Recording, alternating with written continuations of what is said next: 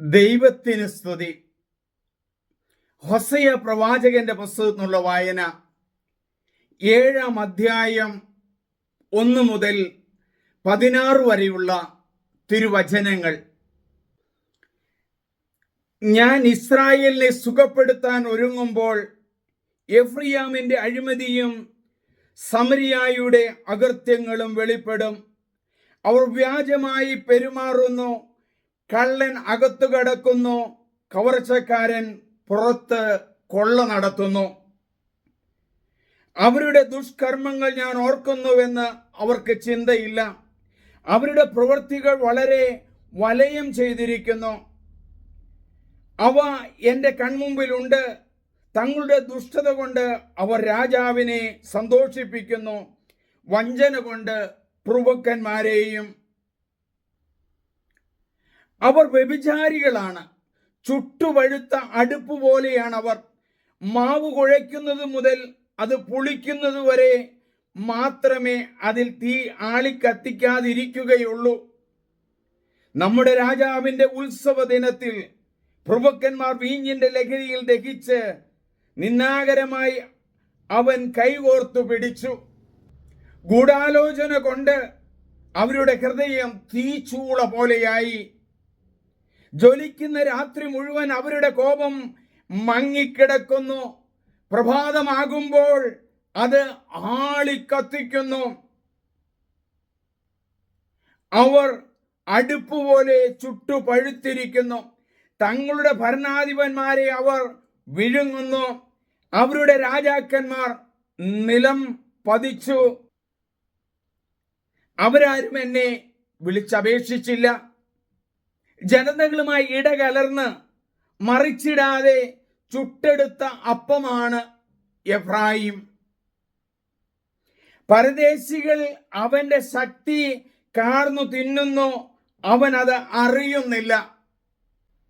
അവന്റെ മുടി നരച്ചു തുടങ്ങി, അവൻ അതും അറിയുന്നില്ല. ഇസ്രായേലിന്റെ അഹങ്കാരം അവനെതിരെ സാക്ഷ്യം നൽകുന്നു. ഇതൊക്കെ ആയിട്ടും അവർ തങ്ങളുടെ ദൈവമായ കർത്താവിങ്കിലേക്ക് തിരിയുകയോ അവിടത്തെ അന്വേഷിക്കുകയോ ചെയ്യുന്നില്ല.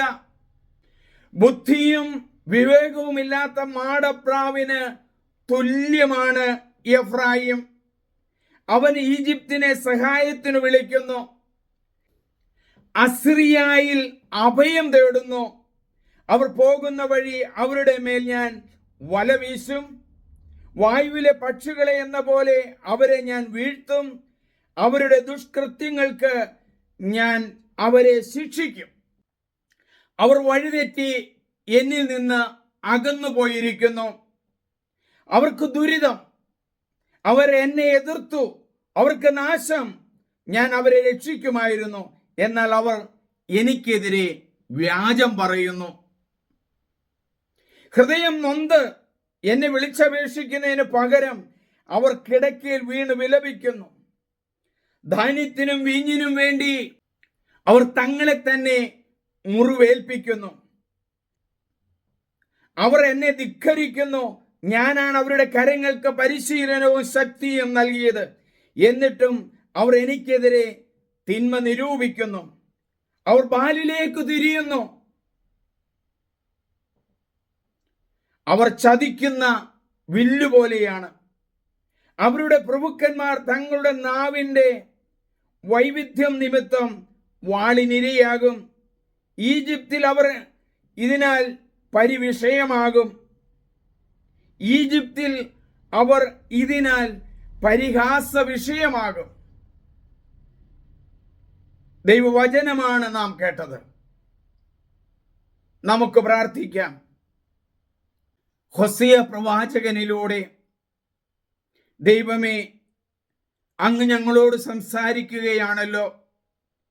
ഹൃദയം നൊന്ത് എന്നെ വിളിച്ചപേക്ഷിക്കുന്നതിന് പകരം അവർ കിടക്കയിൽ വീണു വിലപിക്കുന്നു. എല്ലാ തെറ്റുകളും ക്ഷമിക്കുന്ന ദൈവമേ, അങ്ങയുടെ അരികിലേക്ക് കടന്നു വരുവാനും അങ്ങയെ വിളിച്ചപേക്ഷിക്കുവാനും ഞങ്ങളുടെ വേദനകളും ഞങ്ങളുടെ ദുഃഖങ്ങളും കുറവുകളും പോരായ്മകളും അങ്ങേക്ക് അറിയാമല്ലോ. അങ്ങയുടെ മുമ്പിൽ അത് ഏറ്റുപറയുവാനുള്ള നല്ലൊരു മനസ്സ് ഞങ്ങൾക്ക് നൽകണമേ. ദൈവമേ, ഈ വചനം കേൾക്കുന്ന എല്ലാവരെയും അനുതാപത്തിലേക്കും ഹൃദയ ഐക്യത്തിലേക്കും നന്മയിലേക്കും കൊണ്ടുവരുവാൻ അങ്ങയുടെ പരിശുദ്ധാത്മാവിനെ നയിക്കണമേ. വചനത്താൽ ഞങ്ങളെ നിറയ്ക്കണമേ. ദൈവമേ, നന്ദി. Hallelujah, hallelujah, hallelujah. സ്നേഹമുള്ളവരെ, വചനം മറ്റുള്ളവർക്ക് നിങ്ങൾ പങ്കുവെക്കണം. വചനം പങ്കുവെക്കുമ്പോൾ നമ്മൾ അറിയാതെ തമ്പുരാനിലേക്ക് ഉയരും. മറ്റുള്ളവർ നമ്മൾക്ക് വേണ്ടി പ്രാർത്ഥിക്കും. അതുകൊണ്ട് വചനം മറ്റുള്ളവർക്ക് നിങ്ങൾ ഷെയർ ചെയ്യണം, സബ്സ്ക്രൈബ് ചെയ്യണം. ദൈവമേ നന്ദി, ദൈവമേ ആരാധന. എൻ്റെ പേര് സണ്ണി പുൽപ്പറമ്പിൽ.